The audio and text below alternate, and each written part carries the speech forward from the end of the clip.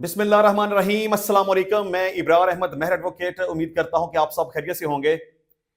बड़ा अमकान था कि आज इमरान खान और बुशरा बीबी के केस का फैसला आ जाएगा। 190 मिलियन पाउंड केस का फैसला महफूज हुए तकरीबन एक महीना गुजर चुका है। यह मेरा ख्याल है कि 18 दिसंबर 2024 को यह फैसला महफूज किया गया था। उसके बाद तारीख पे तारीख और अल्टीमेटली ये ख्याल जाहिर किया जा रहा था कि आज तो हर सूरत में इमरान खान के केस का फैसला हो जाएगा, लेकिन इसके बावजूद भी नहीं हुआ। कितनी तारीखें गुजर गई, 23 दिसंबर गुजर गई, फैसला नहीं हुआ। 6 जनवरी गुजर गई, फैसला नहीं हुआ। आज 13 जनवरी भी गुजर गई और फैसला नहीं हुआ। अब आइंदा तारीख पेशी बराए फैसला 17 जनवरी मुकर्रर हुई है, लेकिन अभी फिलहाल इस केस का फैसला आता हुआ नजर नहीं आ रहा, क्योंकि जो मकासद हैं वो पूरे होते हुए नजर नहीं आ रहे। एक तरफ मुज़ाकरात चल रहे हैं, एक तरफ 190 मिलियन पाउंड केस का फैसला महफूज है, और हर दफा कोई ना कोई हीला बहाना लगाया जाता है फैसला ना सुनाने के हवाले से। कभी छुट्टियां आ गई हैं, कभी जज साहब छुट्टी पे चले गए हैं, कभी ट्रेनिंग शुरू हो गई है, कभी कोई फैसला सुनने नहीं आया। अच्छा, ये बड़ी अजीब लॉजिक है, मेरी समझ से बाहर है। जज साहब ने जो जस्टिफाई किया कि जी फैसला लिखा पड़ा है, दस्तखत हो चुके हैं, मैंने सिर्फ फैसला सुनाना है। मैं 2-3 घंटे से कोर्ट के अंदर बैठा हुआ हूं, लेकिन कोई मेरा फैसला सुनने के लिए नहीं आ रहा। What nonsense! ऐसे कैसे हो सकता है कि वकील कोई नहीं आया, हालांकि वकला वहां पे मौजूद थे। जी बुशरा बीबी नहीं आई तो क्या फर्क पड़ता है इससे? जी इमरान खान कोर्ट के अंदर मौजूद नहीं थे, जी क्या फर्क पड़ता है इससे? पहली बात तो यह है कि इमरान खान जुडिशियल कस्टडी में है। यह कैसे मुमकिन हो सकता है कि इमरान खान साहब को बुलाया जाए और इमरान खान साहब कहें कि मैंने नहीं आना? इमरान खान साहब इनकार नहीं कर सकते। अगर अदालत ये चाहती कि इमरान खान साहब को अदालत के अंदर पेश करना है, तो इमरान खान साहब तो इनकार नहीं कर सकते थे, उन्हें कोर्ट में पेश होना ही था और केस का फैसला सुना देते। यह किसी भी सूरत मुमकिन नहीं हो सकता। और दूसरा यह कहना कि जी मैं तो 2-2.5 घंटे कोर्ट के अंदर मौजूद था, तो कोई फैसला सुनने के लिए आए ही नहीं, तो मैं फैसला कैसे सुनाता? तो जज साहब को यह पता होना चाहिए कि यह जरूरी नहीं है कि वकला मौजूद हो तो ही फैसला सुनाया जाता है। यह जरूरी नहीं है कि बुशरा बीबी अदालत में मौजूद नहीं थी, तो वो मौजूद चूंकि नहीं थी इसलिए फैसला नहीं सुनाया जा सकता। कानून में ऐसी कोई बात मौजूद नहीं है। बेशुमार हम आए रोज देखते हैं कि अगर कोई मुलजम फैसले के वक्त कोर्ट में नहीं आता तो अदालतें उसके वारंट गिरफ्तारी जारी करती हैं और उसको या तो इश्तिहारी कर देती हैं और या उसको सजा सुना देती हैं, वट या उसको बरी कर देती हैं। कुछ भी अदालत जो फैसला करना चाहे वो कर देती है। यह ऐसा मुमकिन नहीं हो सकता कि जी वहां पे वकला मौजूद नहीं थे, वहां पे बुशरा बीबी मौजूद नहीं थी, वहां पे इमरान खान मौजूद नहीं था, मैं 2-3 घंटे वहां पे बैठा रहा, मैंने 2-3 पैगाम भी भेजे, लेकिन कोई आया कोई नहीं। तो जब आया कोई नहीं तो फिर मैं क्या करता, मैंने फैसला नहीं सुनाया। ये सिर्फ हीला हो सकता है, बहाना हो सकता है, और केस को एडजर्न करने की एक जस्टिफिकेशन हो सकती है। इसके अलावा और कुछ भी नहीं है। ये मेरे नजदीक बड़ी अपसर्ड और बड़ी स्टूपिड किस्म की बात है कि आप कहें कि जी मैं फैसला सुनाना चाहता हूं, मैंने लिखा हुआ है, मैंने दस्तखत भी कर दिए हैं, मैं अनाउंसमेंट देना चाहता हूं, लेकिन सुनने के लिए कोई नहीं आ रहा। ये लॉजिक बिल्कुल गलत है। इमरान खान साहब कोर्ट में नहीं आए तो ये अदालत का कसूर है, ऐसा नहीं हो सकता। इमरान खान साहब को अगर बुलाया जाता तो वो कोर्ट में लाजमी आते। और दूसरा, कानून में ऐसी कोई बात नहीं है कि मुलजम मौजूद हो या उसके वकील मौजूद हो। ऐसी कोई रीजन जस्टिफाइबल नहीं है अगर वो कोर्ट में मौजूद नहीं भी थे। मैं कहता हूं इमरान खान साहब भी कोर्ट में नहीं थे, बुशरा बीबी में नहीं थी, कोई वकील भी नहीं था, तो इससे फैसले के ऊपर कोई असर नहीं पड़ता। अब बात चूंकि दूसरी तरफ है, क्या मुज़ाकरात, पाकिस्तान तहरीक इंसाफ और हुकूमत के दरमियान जो मुज़ाकरात का सिलसिला जारी है, उसको किसी ना किसी साइड के ऊपर लगाना है।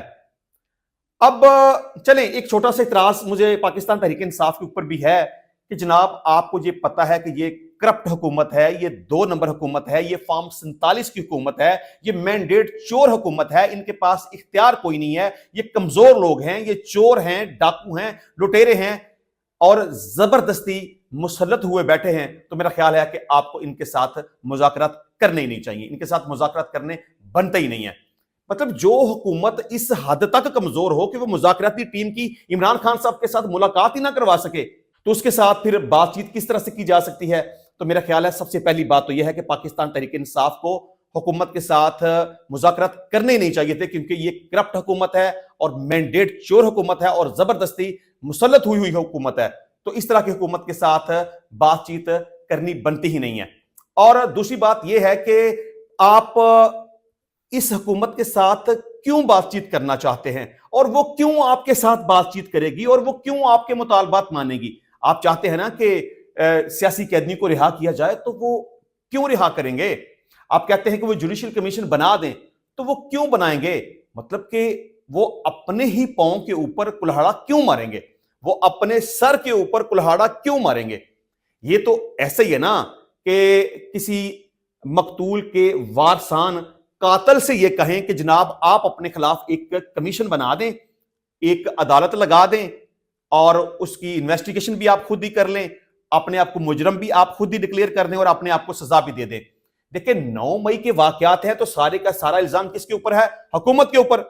26 नवंबर की बात है तो तमाम तर इल्जामात, मिसिंग पर्संस हैं, झूठे मुकदमात हैं, नाजायज गिरफ्तारियां हैं, लोगों को जेलों के अंदर बंद किया गया, गोलियां चलाई गई जो पाकिस्तान तहरीक इंसाफ का मौकफ है, लोगों को जख्मी किया गया, शहादतें हुई। तो ये सारे के सारे इल्जामात तो हुकूमत के ऊपर हैं।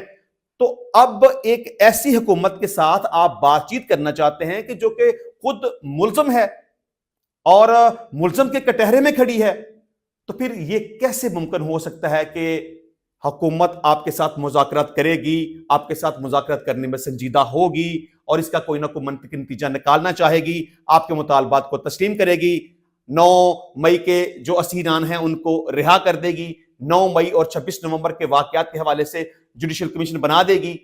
ऐसा बिल्कुल भी नहीं होगा। दरअसल बात यहां पे आके फंसी हुई है कि हुकूमत या एस्टेब्लिशमेंट इमरान खान के साथ मुज़ाकरात करना चाहते हैं, डील करना चाहते हैं, अपनी बात मनवाना चाहते हैं।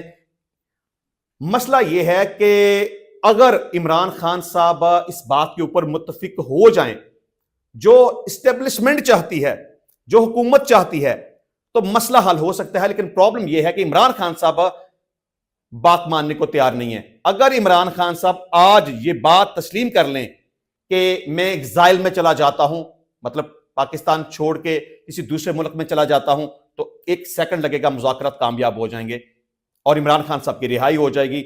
9 मई भी खत्म, 26 नवंबर भी खत्म, सब मामला, सब केसेस खत्म हो जाएंगे और इमरान खान साहब की रिहाई हो जाएगी। लेकिन ऐसा नहीं है।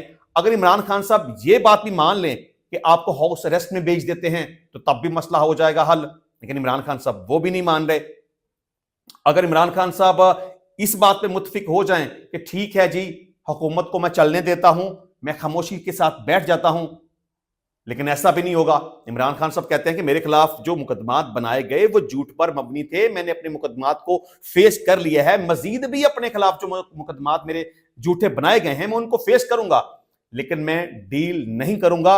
अब अगर इमरान खान साहब डील नहीं करेंगे तो मुज़ाकरात कामयाब नहीं होंगे।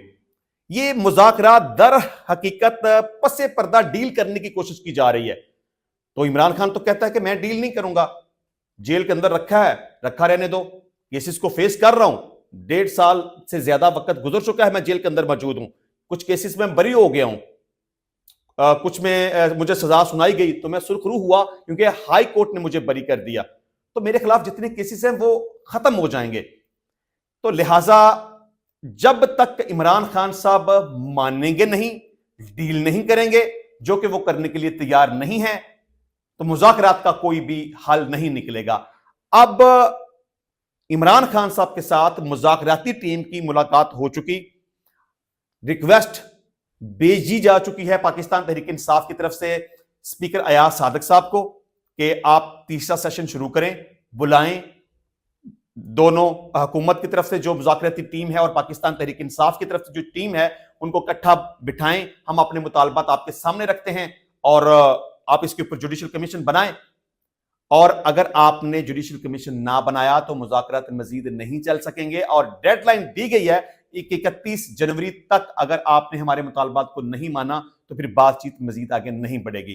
तो बात फिर वही है, बेशक इमरान खान साहब से मुलाकात हो गई, बेशक तीसरी मीटिंग हुकूमत और तहरीक इंसाफ के दरमियान हो जाएगी, बेशक चार्टर ऑफ डिमांड्स हुकूमत के सामने रख दिए जाएंगे, लेकिन कोशिश फिर वही की जा रही है कि इमरान खान साहब के साथ डील हो जाए जो कि वो करने को तैयार नहीं है। जब इमरान खान डील नहीं करेगा, मुज़ाकरात आगे चल ही नहीं सकते। तो लिहाजा ये मुज़ाकरात की कोई हैसियत नहीं है। यानी जिस नुक्ता नजर को लेकर, जिसको बुनियाद बनाकर जो कोशिश की जा रही है, उसकी कोई वजह समझ नहीं आती, क्योंकि इमरान खान कोई भी बात मानने को तैयार नहीं है। तो लिहाजा ये मुज़ाकरात बुरी तरह से नाकाम हो जाएंगे और इनका कुछ भी नतीजा नहीं निकलेगा। अच्छा जी, इसके अलावा मिलिट्री कोर्ट में सिविलियंस के ट्रायल के फैसले के खिलाफ intra court appeal supreme court में चल रही है, जिसमें जस्टिस मीनुद्दीन खान की सरबराही में 7 रुकनी लार्जर बेंच इस केस की समाअत कर रहा है। और इस केस की समाअत के दौरान बड़े बड़े अहम सवालात वजारत दिफा की वकील के सामने रखे जा रहे हैं कि बताएं, इन सवालों का जवाब दें। लेकिन वजारत दिफा के वकील के पास सुप्रीम कोर्ट के जजेस की तरफ से उठाए गए सवालात का कोई भी जवाब नहीं है।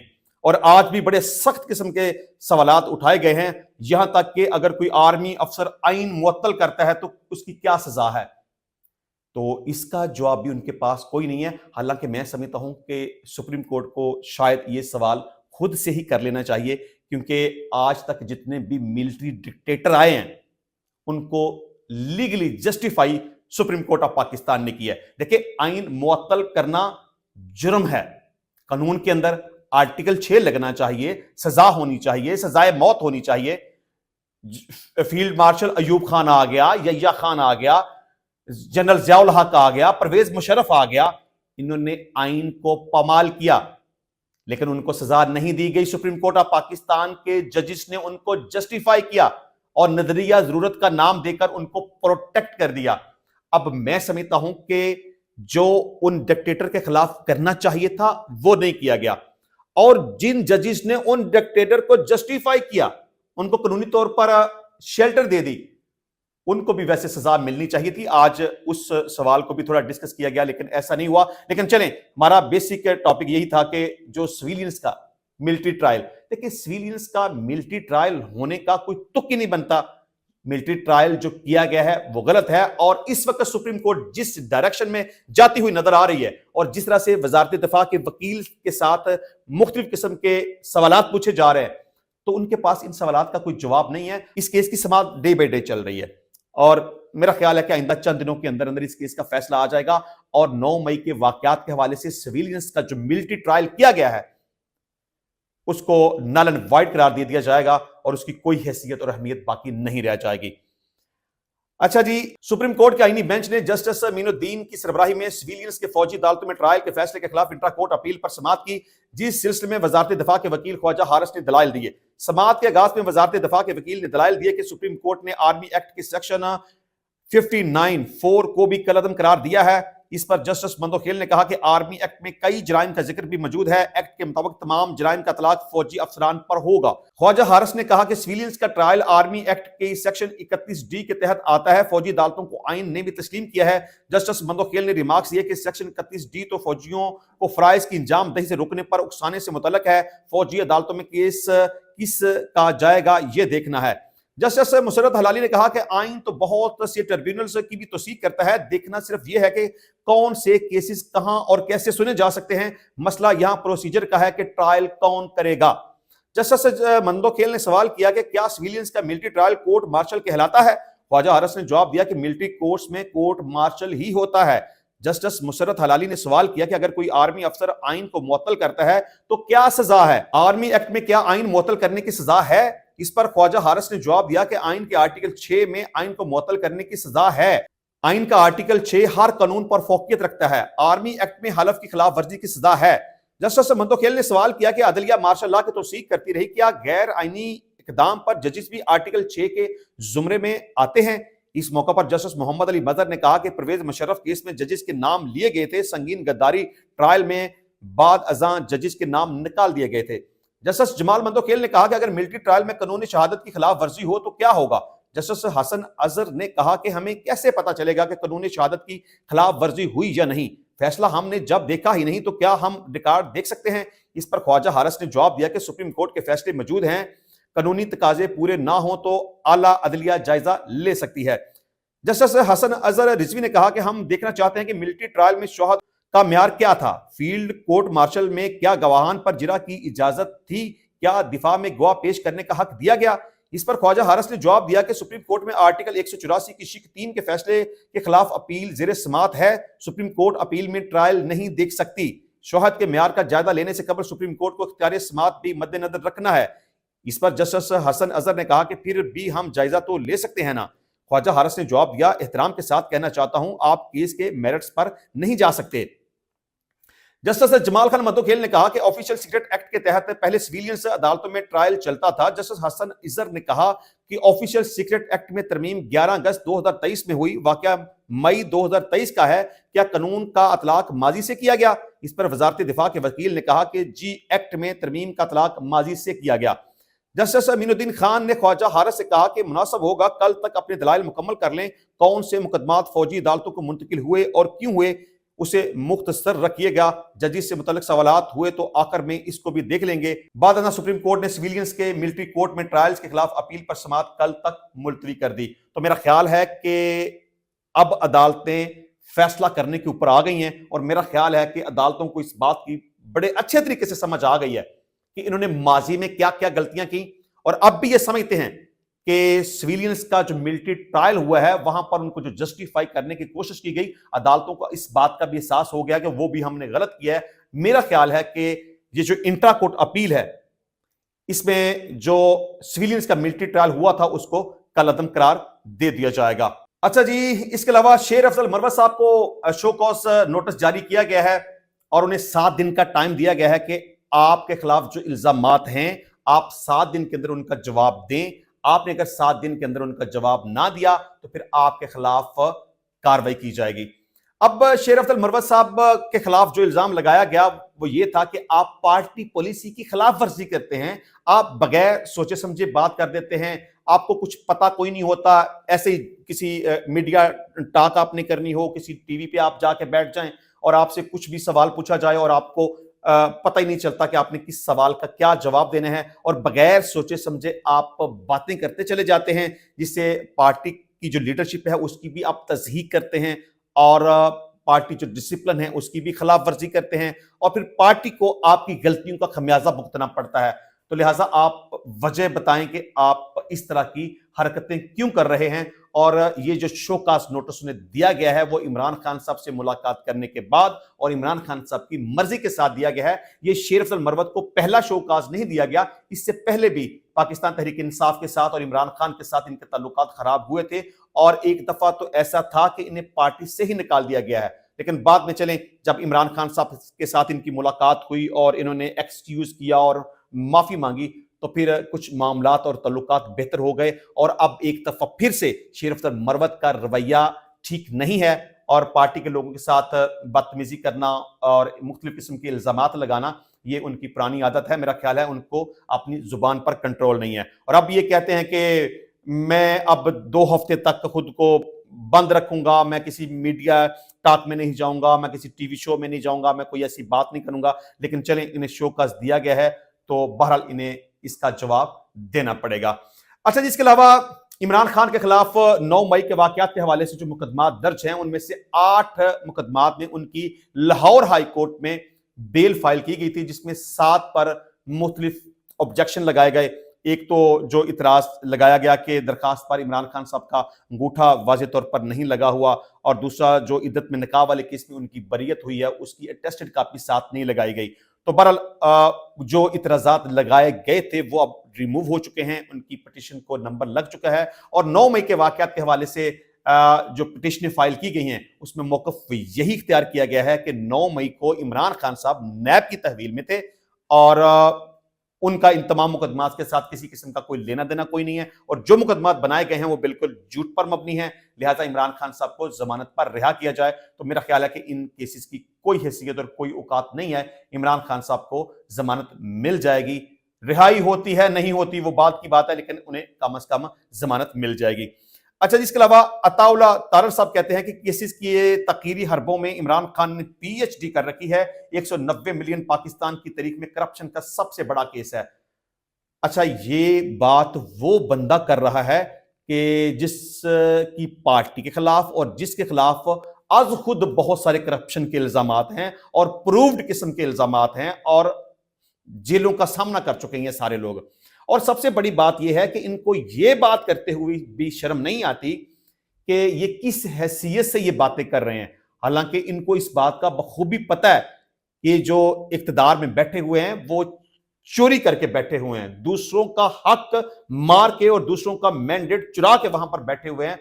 तो ये करप्शन की बात करना, हालांकि सबको पता है कि इमरान खान साहब के खिलाफ और बुशरा बीबी के खिलाफ जो झूठे करप्शन के इल्जामात लगाए गए हैं, खासतौर पर जो 190 मिलियन पाउंड वाला केस है, उसमें इमरान खान साहब ने कौन सी करप्शन कर ली, मतलब कौन से पैसे चुरा के वो अपने घर में ले गया। एक ट्रस्ट बनाया उसने, लोगों की वेलफेयर के लिए काम किया, जिसमें इमरान खान और बुशरा बीबी को माली तौर पे कुछ भी फायदा नहीं होना। बहरहाल मैं समझता हूं कि अगर मेरिट पे इस केस का फैसला किया गया 190 मिलियन पाउंड का, तो इमरान खान और बुशरा बीबी को बरी कर दिया जाएगा।